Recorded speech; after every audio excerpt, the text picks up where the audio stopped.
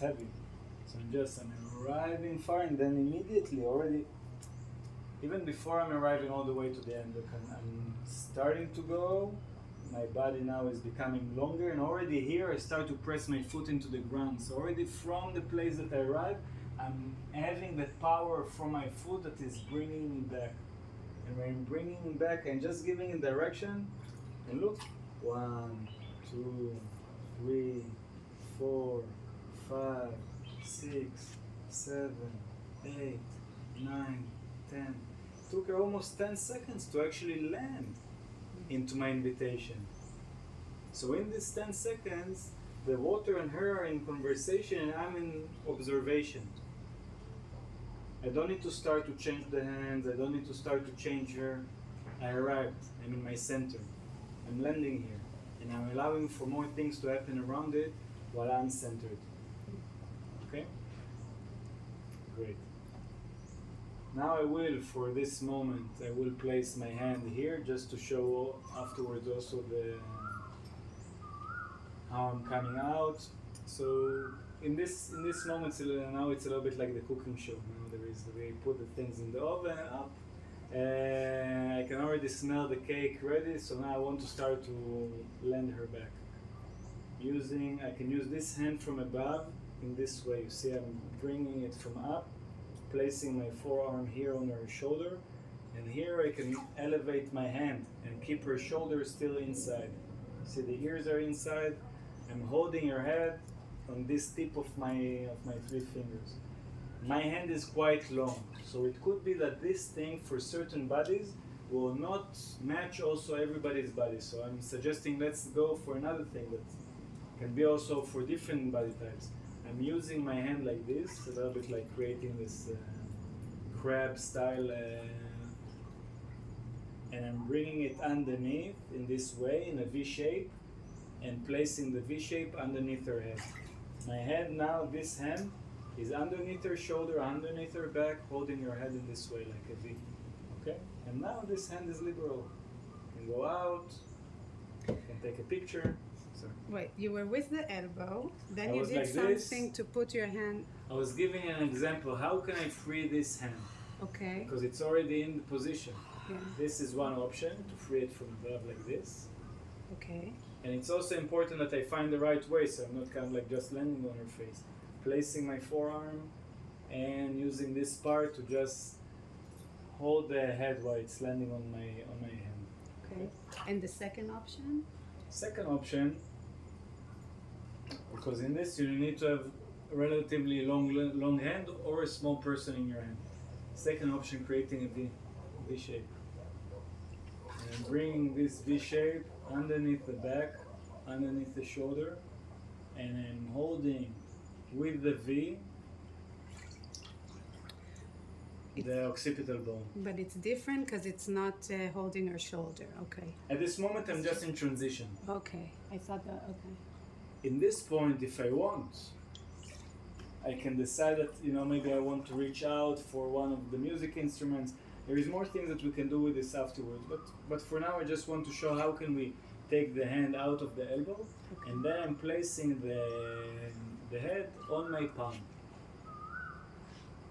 Once the head is on my palm, I have much more stretch to arrive to the floaters. Because what happened before, that if I will try to do the same thing, again, Normal people couldn't. for me, if it was to be shyly giving to me, Yeah. it might have been looked a little bit different. Yeah. Normal people. So what we want to do is to really have it accessible, because already this area is the area that all the time is kind of like what we call the mothering hand. This area is it's very sensitive. It really have to be stable and to give it the ongoing sense of connection. So this hand I'm passing it to my palm. With my palm I'm holding like this, and now I have much more space to come here and to start by opening both of the sides of the floaters. Okay? The floaters are quite different, so I'm going to open and give it a little bit of this. Because in the other ones, once you open it will be a little bit more like that. It will be kind of like already both of them are open to the water itself. And even here you see I have to give it here another little click. This is where I'm really feeling that the clicks are so much better. So now both of the floaters are open. Okay? Need to make sure that both of them. What I'm doing now,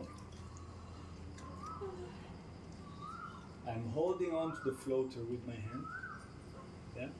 Holding on to it. What most of the people will do in this case, and it's not because you're a bad person, it's what most of the people will do, will just pull the floater out, will stay with the floater in your hand and the leg will drop down.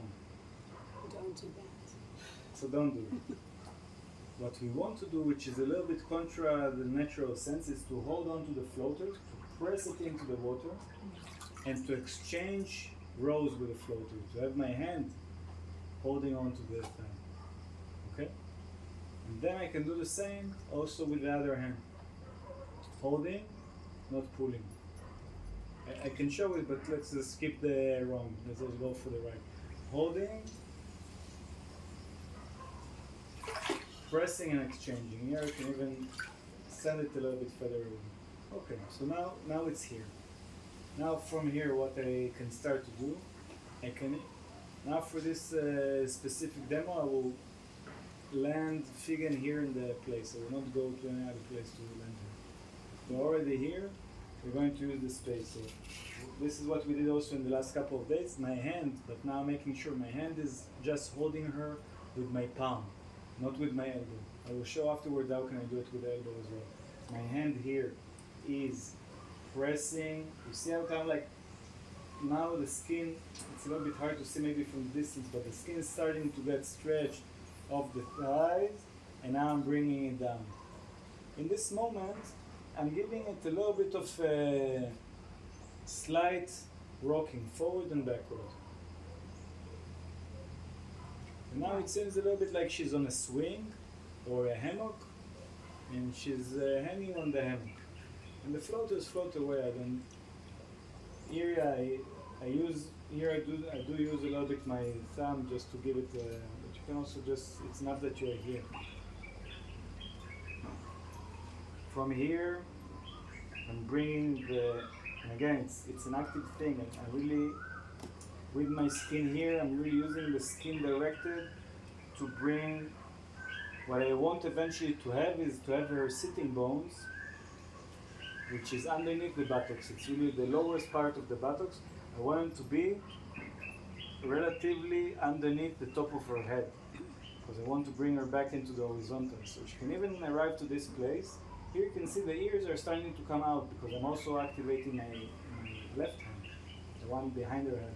I want to direct it up. And I can say, like I held, there was times that I was doing just like short intros of what it's water therapy back in the time in the Dead Sea. I don't know how many people I held just for 2 or 3 minutes. Even after 2 or 3 minutes, people will not choose to come to standing immediately. You really need to bring them back into the structure of their body and to make sure that it's clear that this is up and this is down.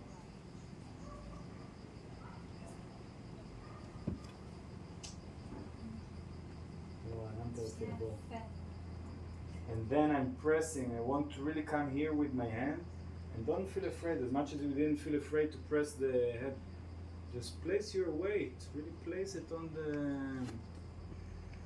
the thighs, above the knees, not on the knees themselves, on the thighs, and press them down. Can a small hand do both legs if it's a big person and the? If it's so big, just do one by one. So you'll do one. Yeah, but I'm really like, if I could, I can almost kind of like bring myself into a handstand over here on the thing. And this hand keep on going a little bit like the direction, a little bit like swimming. The direction of the fingers are up and towards the direction that I want they have to go to. I have 2 questions. 1 second. Holding on to this hand again from here, because this is the part that I can apply most power through. And then I'm sliding from here and I'm catching this one. And I'm holding with both of the hands.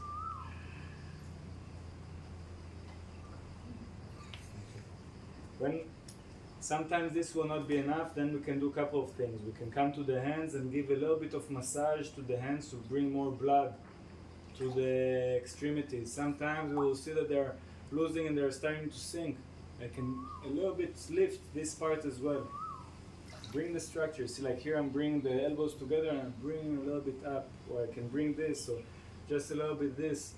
Make sure that they are coming back to themselves and they're just in a position to, and you will feel it, something in the whole muscle tonus will come like shift, and then they're already in control over their body.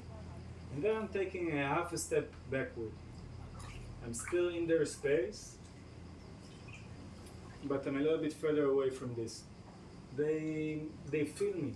I want to be always within their sight. I don't want to start to kind of like collect the floaters, or I want to be present for them completely when they wake up, but I want to also be present for them with a bit of a distance, because they're very sensitive at this moment.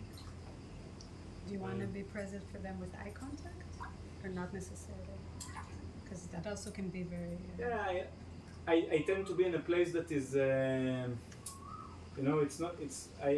I'm looking towards, and we will work on it later. It's very important part when we're starting to come into gazing or looking. I don't want to be in a place of staring. The energy of the eyes that are staring are penetrative and harmful. Yes. I can be looking at her, and at the same time I can see everything else that is around her and to know that she's in front of me. And with this open gaze, I'm much more soft and contained. And allowing her to speak first. We're doing this in all of the practices, and please keep on doing it. She's speaking first, and even when she's finishing to speak for these practices, and they want to know, and how was it for you and such, try it. Wait with what you have to say about how was it for you, even when they want to know, okay? Give them the extra little space to not hear about the stories of others. But if she asks you a question, how do you respond? Let's speak about it in a few minutes. Thank you for checking. Let's speak about it in a few minutes.